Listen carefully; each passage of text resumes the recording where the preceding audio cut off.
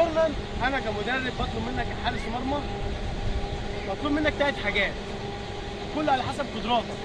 انت كحارس مرمى امكانياتك انك تطلع تجيب الكوره من فوق وانت ماسكها. في حراس ثانيه يقول لك لا انا في زحمه ومش هقدر امسك، فانا اكبر دماغي واضرب بالبوكس. تمام؟ من الافضل في الكور الركنيه دي ما اطلعش بايد الاثنين.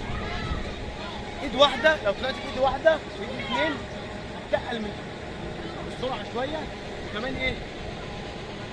البواطين طالعه تحت. فالافضل ان انا ايه؟ اطلع بايد واحده. ايدي ما تطلعش كده، ما تجيبهاش من ورا عشان ما تاخدش مني وقت ومساحه. تطلع طق ضغط. تمام؟ ايد واحده بطلع اضمن في الزحمه. طب انا مش هقدر اعمل بوكس. مطلوب منك انك تفرد ايدك. تلمس بس، تغير اتجاه الكوره.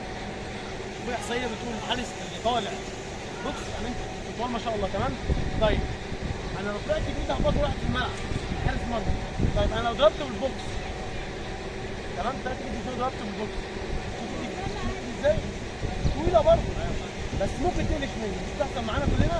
اطلع بالبوكس الاقي قلشه وداخله جون.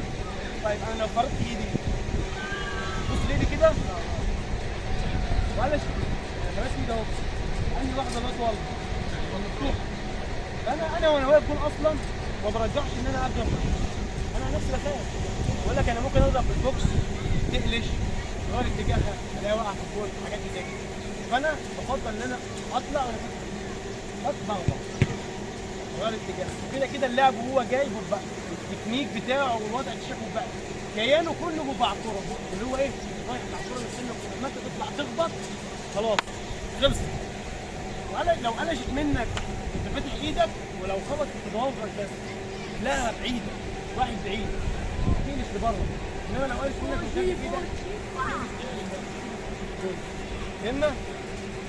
فواحد بضرب بمسك، ثاني حاجه بضرب بالبوكس، ثالث حاجه بغير الافضل ليك انت كحارس ناشئ لسه رقم واحد عندي بس زي الناس كلها بره بالساعات. ثاني حاجه نفس الوضع لحد ما تبقى متمكن ويبقى عندك عمر تدريب تتمرن مع كذا مدرب وخبرات كده عندك، تلاقي نفسك بتطلع بالبوكس في الوقت اللي انت عايزه، تمسك في الوقت اللي انت عايزه، تفتح اللي انت عايزه. ماشي يا شباب؟ هنجرب كده ايه؟ الشغل ده مش ركنيات ولا حاجه، انت العزم بتاعك هي كله اهي، وش اخواتي